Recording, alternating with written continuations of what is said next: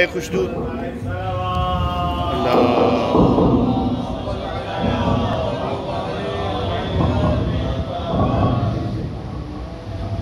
برائے خوشنود یہ امام رضا علیہ السلام بلند تر صلوات.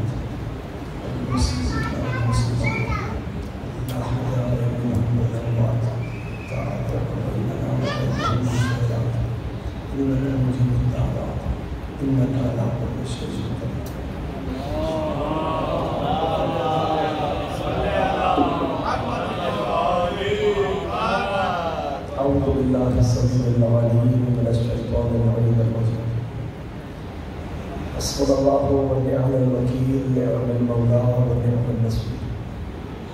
بسم الله الرحمن الرحيم. الحمد لله الذي لا يبلغ منته القائلون ولا يحصي نعمه العبدون ولا يعطي حقه المجتهدون الذي ليس على صفته حد محدود ولا نعت موجود ولا وقت معدود ولا أجل ممدود فطر الخلائق بقدرته ونشأ إياه على رحمته والصلاة والسلام على أشرف الأنبياء والمرسلين خاتم النبيين سيدنا ومولانا أبي القاسم محمد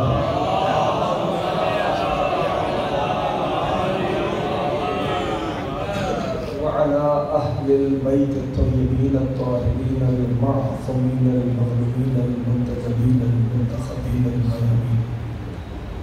أما بعد فقد قال الله سبحانه وتعالى في محكم كتابه والفرقان الحميد وقوله الحق وهو أصدق الصادقين. بسم الله الرحمن الرحيم. ويطعمون الطعام على حبه مسكينا ويتيما وعسيرا. درود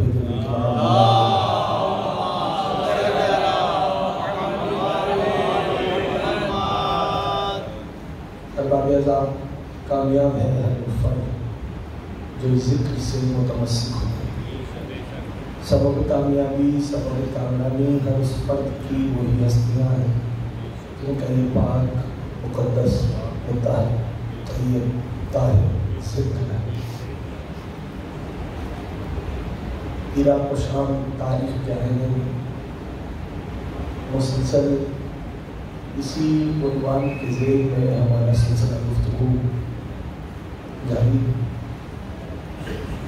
یہ اسی سلسلہ گفتگو کی آج 34 تقریر آپ اللہ سماعت فرمائیں. رب الجنہ کا ارشاد مقدس کہ وہ لوگ ہیں کھانا کھلاتے ہیں علی حب ہی اس کی محبت مسکین کو یتیم کو اور اسیر. میں نے پہلی تقریر میں اس آیہ مجیدہ کے جز پہ کچھ معجزات درس کیے تھے کہ پروردگار عالم نے 3 طبقوں کو بیان کیا۔ مسکین اسے کہا جاتا ہے جو فقیر سے بھی بری حالت میں، جو تعریف فقہ کی کتابیں ہیں۔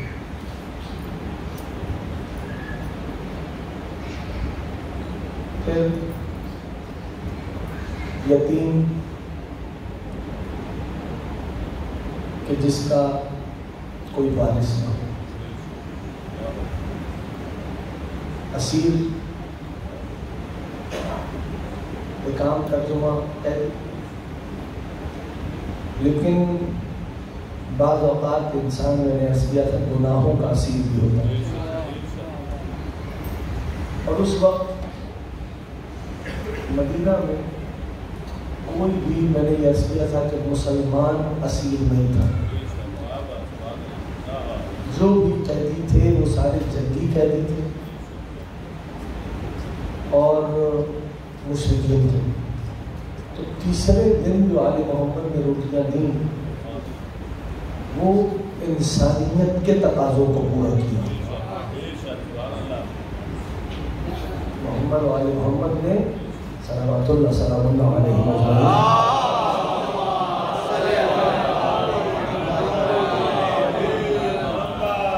انسانیت کے تقاضوں کو پورا کیا، اور رب الجہاں نے اس مقام پر لفظ جو استعمال کیا، میں نے یہ بھی عرض کیا تھا، وَيُطْعِمُونَ، یہ کھانا کھلاتے ہیں اور کھلاتے رہیں گے۔ وہ تو علیم ہے، اس کے احاطہ علم سے کوئی شے باہر نہیں ہے، وہ علیم ہے۔ کیا وہ نہیں جانتا کہ ایک وقت کھلایا تھا؟ مگر کیا کہ پروردگار عالم نے متعمون کا لفظ رکھا اور دنیا والوں کو بتلایا کہ سنو، جنہیں ہم ولایت دے کے بھیجتے ہیں وہ مسلسل کھلاتے ہیں۔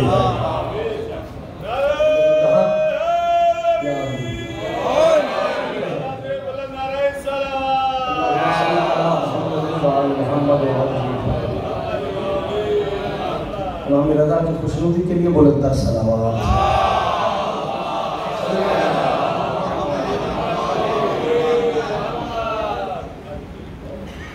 عزیزوں، اگر غور کریں کل کی گفتگو ہماری اس مقام پہ رکی تھی کہ امیر المومنین نے کوفہ کو کیپٹل بنایا اور پھر وہاں پر منشور دیا۔ اگر تو جو لوگ کل موجود تھے ان کے ذہن میں بات کریں، مولا امیر نے منشور دیا، اور وہی تصور جو محبوب خدا نے دیا تھا ریاست مدینہ کا، اسی منشور کو امیر المومنین نے بیان کیا۔ میں نے ایک لفظ میں اگر بیان کروں تو عدالت اجتماعی، کل ذہن میں ہے، محفوظ ہے، عدالت اجتماعی، وہ تصور میں مولانا نے دیا۔ اگر تو دیکھیے، اگر تو پورا معاشرہ عادل ہو جائے تو پھر کسی کو کسی سے خطرہ نہیں رہتا، یہی منشور تھا۔ کوفے کا عالم میں آپ کو عرض کر رہا تھا کہ کیسے کیسے وقت گزر رہا تھا، کوفہ بھی بابل کی طرح ہوتا جا رہا تھا۔ تو امیر المومنین وہاں تشریف لائے اور پھر ان تمام معاملات کو مولا نے دیکھا۔ یعنی اگر ہم دیکھیں، چونکہ یہ عنوان ایسے ہی ہے اور اسی انداز سے جاری رہے گا، اگر ہم دیکھیں تو کوفے میں جو سنہری ترین دور تھا وہ امیر المومنین کا دور تھا۔ اگر یعنی عراق میں کوفے میں دیکھیں، جو کوفے کا زمانہ، حکومت کا زمانہ ہے عراق میں، وہ امیر المومنین کا دور تھا اس سنہری میں۔ قرآن کریم نے بعض چیزوں کو بیان کیا اور اس انداز سے کیا، اور بڑی گہرائی سے قرآن کریم نے بات کی۔ یعنی سورہ بقرہ کی اگر آپ آیات کو دیکھیں جو 83، 84، 85، تو مسلسل پروردگار عالم نے یوں تو آیت میں میثاق کا، پروردگار عالم نے میثاق کا ذکر کیا لیکن مربوط ہے بنی اسرائیل والوں کے ساتھ کہ اللہ نے بنی اسرائیل والوں سے میثاق لیا کہ وہ اللہ کے علاوہ کسی اور کی عبادت نہیں کریں گے، ٹھیک، اور حقوق ادا کریں گے یتیموں کے، ذی القربیٰ کے، اور ان لوگوں کے، ان کی مدد کریں گے کہ جو سفر میں غریب ہو جاتے ہیں، ٹھیک ہے، جسے وابن السبیل کہا جاتا ہے۔ اور اگر ہم اسی آیت کو، یعنی 83 ہے سورہ بقرہ کی آیت نمبر 83، اسی سے ایک اگلی آیت کو دیکھیں تو اس اگلی آیت میں کچھ اور بھی احکام موجود ہیں، اور پھر اللہ نے ان سے میثاق لیا، اقیموا الصلاۃ، اگر تو توجہ ہے دوستوں کی، اقیموا الصلاۃ وآتوا الزکاۃ، یعنی کس سے مربوط ہے آیت؟ بنی اسرائیل والوں سے، اور اللہ ان سے کہہ رہا ہے کہ نماز قائم کرو گے، زکوٰۃ دو گے، اس کا مطلب عبادتیں نئی نہیں ہیں، لیکن پرانی ہے، ٹھیک ہے، آج کے زمانے میں اس کی شکل بدل گئی، ادھر ترتیب کچھ ہوتی، جیسے روزے کے بارے میں یا ایھا الذین آمنوا کتب علیکم الصیام کما کتب علی الذین من قبلکم، اے ایمان لانے والوں ہم نے تم پر روزوں کو ایسے ہی واجب کیا ہے جیسے تم سے ما قبل پر لکھا گیا تھا روزے، یعنی گزشتہ روزے ان میں بھی تھے، روزے یہاں بھی ہیں، ٹھیک ہے نا، اس کا مطلب کہ عبادات نہیں ہے، لوگ آتے تھے حج کرنے کے لیے، مکے جو آتے تھے کس لیے آتے تھے؟ عبادات نہیں، رد و بدل ہوئی، اگر غور فرما رہے ہیں ہے نا، رد و بدل ہوئی، ترتیب بدلی، مختصر رد و بدل ہے، مختصر سی رد و بدل، یعنی ایون عیسائیوں سے پوچھا کہ بھائی آپ کیا عبادت کا طریقہ کار کیا ہے، کہیں گے ہمارے یہاں دن میں 7 مرتبہ پریئرز ہوتی ہیں، اور یہ شروع میں تھا، اور پھر وہ ہوتے وہ 7 بار آنا پڑتا تھا، کہا پھر دن میں 1 بار آئے، اور پھر وہ ہوتے سنڈے آئے، اور پھر وہ بھی متروک ہو گئے۔ تو عبادتیں، کہنے کا مقصد یہ ہے کہ عبادتیں نئی نہیں ہیں، بنی اسرائیل سے پروردگار کہہ رہا تھا، اسے میثاق لیا، نماز کا، روزے کا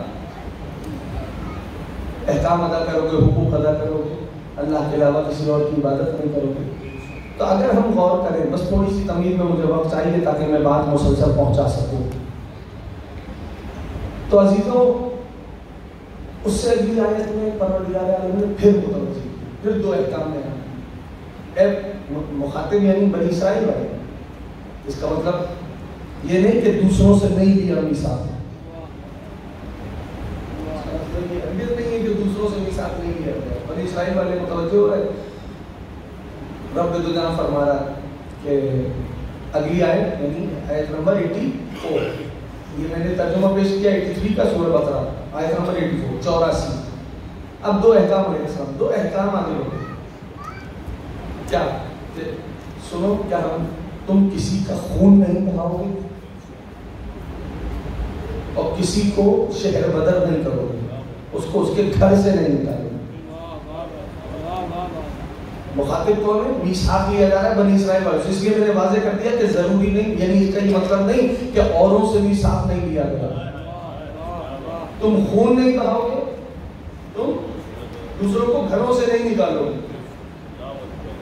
عجیب، یعنی واقعاً کتنی گہری باتیں قرآن کریم نے کی، اگر ہم غور سے اس کو دیکھیں اور اپنے تمام حضور ذہنی کے ساتھ اس کو ملاحظہ کریں تو ہمیں احساس ہوگا، یعنی کیا ہو رہا ہے کہ تم خون، اب آپ اگر متوجہ ہیں، آپ کی توجہات کے لیے کہہ رہا ہوں اللہ کہ تم خون نہیں بہاؤ گے، اس کا مطلب کیا ہوا کہ مسلمانوں میں ہے کہ خون نہیں بہایا جائے، ایک دوسرے کا، آیت میں ہے ایک دوسرے کا تم خون نہیں بہاؤ گے، اس کا مطلب مسلمانوں میں ہے خون نہیں بہایا جائے گا، عیسائیوں میں ہے خون نہیں بہایا جائے گا، یہودیوں میں اب اگر آپ پہنچ جائیں، یہودیوں میں ہے کہ خون نہیں بہایا جائے گا، تم ایک دوسرے کا، اللہ کہہ رہا ہے میں نے تم سے میثاق لیا ہے، تم ایک دوسرے کا خون نہیں بہاؤ گے۔ مسلمانوں میں ہے، گزشتہ ادیان میں ہے، عیسائیوں میں ہے، یہودیوں میں ہے کہ ایک دوسرے کا خون نہیں بہاؤ گے۔ تو مجھے نہیں پتا یزید کا تعلق کس مذہب سے تھا،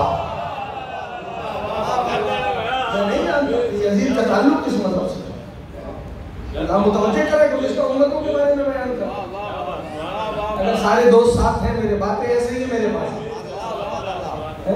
نہیں، خون نہیں، ایون جو بدو تھے عرب، مشرک تھے، انہوں نے یہ رکھا ہوا تھا کہ 4 مہینے ایسے ہیں جن میں جدال نہیں ہوا، جن میں جنگ نہیں ہوئی، جن میں خون نہیں بہا جائے گا، اگر تو آپ پہنچ گئے۔ ان میں سے ایک مہینہ ہے محرم، ان میں سے ایک مہینہ، اور اسی کے اوپر آپ کے اسلام نے بھی اسی احکام پہ دستخط کر دیے، کیونکہ اچھی بات، یعنی کہ جو ان کا قانون تھا اس پہ اسلام نے دستخط کی، قانون اچھی بات کی۔ اسی لیے قرآن کریم میں پروردگار عالم نے ایک منزل پہ ارشاد فرمایا کہ اِنَّ عِدَّةَ الشُّهُورِ عِندَ اللَّهِ اثْنَا عَشَرَ شَهْرًا، اللہ کے نزدیک مہینوں کی تعداد 12 ہے۔ اللہ کے نزدیک مہینوں کی تعداد 12 ہے، اور ان میں سے 4 جو ہیں وہ قابل احترام ہیں، وہ 4 جو ہیں باحرمت مہینے ہیں۔ قرآن کی آیت ہے کہ اللہ کے نزدیک مہینوں کی تعداد 12 اور ان میں سے 4 جو ہیں وہ قابل احترام یعنی باحرمت مہینے ہیں۔ عجیب بات ہے دوستوں، تفسیر صافی ملا فیض کاشانی، انہوں نے جب اس آیت پہ معصوم کا فرمان نقل کیا تو جانتے میرے اور آپ کے چھٹے امام حضرت صادق آل محمد امام جعفر صادق علیہ السلام، مولا کا فرمان ہے کہا ان 12 مہینوں سے، آیت کیوں کہتی ہے کہ اللہ کے نزدیک مہینوں کی تعداد 12، سارے ساتھ دیں گے تو میرے لیے آسانی ہو جائے گی۔ اللہ کے نزدیک مہینوں کی تعداد 12 ہے، اور یہ 12 مہینے تھے جب زمین بن رہی تھی، جب آسمان بن رہا تھا۔ ان میں سے 4 جو ہے وہ باحرمت ہیں۔ تو اب مولا کا فرمان ہے کہ ان 12 مہینوں سے مراد 12 امام ہیں۔ پریشان ہو کے نہ سننا، میں نے حوالہ دے دیا، ان 12 مہینوں سے مراد 12 امام ہیں۔ کہ اچھا صاحب وہ جو 4 باحرمت ہیں وہ کون ہیں؟ کہ ان میں سے 4 جو ہیں وہ 4 علی ہیں۔ ان میں سے 4 باحرمت جو ہیں وہ علی ہیں۔ ائمہ میں اگر ناموں کی فہرست میں دیکھیں تو 4 امام وہ ہیں جن کے اسم گرامی علی ہے۔ ایک آپ کے پہلے امام، ایک آپ کے چوتھے امام، ایک امام ہشتم، اور ایک 10ویں امام، ہے نا؟ 4 علی ہے۔ بھائی یہ 4 علی ہی کے کیوں چنا؟ کہ اس لیے دنیا کو سب سے زیادہ بغض ہی علی سے تھا۔ درود بھیجو علی محمد آل محمد۔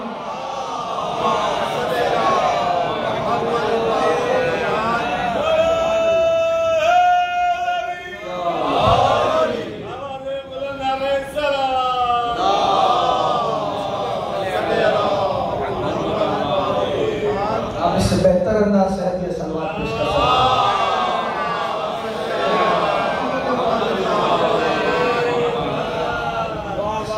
ہیں۔ تو اب رب متوجہ کر رہا، دیکھو اچھا یہ تو یہودیوں کی عادت تھی کہ وہ ایک دوسرے کا یعنی سود کا کاروبار ہوتا تھا، یہ آج کی تاریخ نہیں ہے، 2000-4000 سال پہلے چلے گا۔ تو چونکہ انہوں نے لوگوں کا استحصال کیا،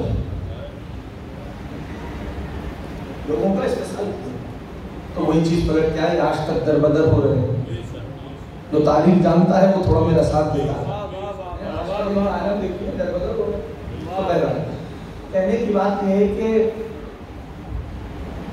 متوجہ کر رہا ہے رب الجبار، متوجہ کر رہا ہے مسلسل۔ قرآن کریم کی آیات ہے جو بہت، اگر ہم اس کو گہرائی سے دیکھیں تو ہمیں بہت کچھ نظر آتا ہے۔ یہ قرآن پروردگار عالم نے اسے نازل کیا، جسے قیامت تک جانا، اسپیس اینڈ ٹائم سے محیط ہو جانا ہے نا، زمان و مکان میں چلے جانا ہے، قرآن محیط ہو جانا۔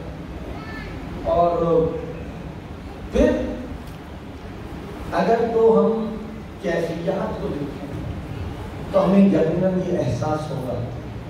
مثال کے طور پہ دیکھیں ظلم جو ہوتا ہے نا، ظلم، میں اپنی موضوع ہی سے مسلسل ہوں لیکن یہ آیات میں نے کسی سبب پیش کر دی، یعنی ان کا ترجمہ۔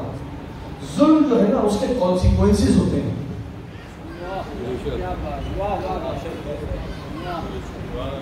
میں نے اس لیے عرض کیا تھا یہ تو بس ایسے ہی چل رہا ہے، ظلم کے کانسیکوینسز ہوتے ہیں۔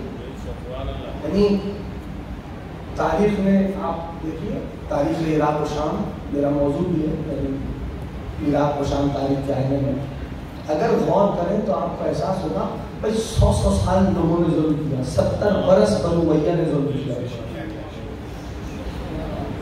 ہے نا، کانسیکوینسز ہوتے۔ تاریخ ہے جب مروان ابن حکم تخت پہ بیٹھا تھا تو اس کے سامنے سب تھا، عبداللہ بن زبیر تھا، تو ایک شخص اس کے دربار میں کھڑا تھا، وہ ہنسنے لگا، بھائی کیوں ہنس رہے ہو، یہ کون سا موقع ہے ہنسنے کا؟ تو کہنے لگا کہ توجہ ہے سب دوستوں کی، کہنے لگا کہ میں اس لیے ہنس رہا ہوں کہ کل ابن زبیر اس تخت پہ تھا، مختار کا سر سامنے تھا، اب میں یہ سوچ رہا ہوں یہاں آئے گا تو تیرا سر، تیری جگہ پہ کون ہوگا؟ سارے دوست ساتھ ہیں میرے، یہ تاریخ ہے، یہ آپ شان ہے، یعنی جس نے جتنا ظلم کیا، ظلم کے کانسیکوینسز ہوتے ہیں، نتائج ہوتے ہیں، یاد رکھیے۔ امیر المومنین کا، میرے مرشد، میرے سید، میرے سردار حضرت علی ابن ابی طالب علیہ السلام،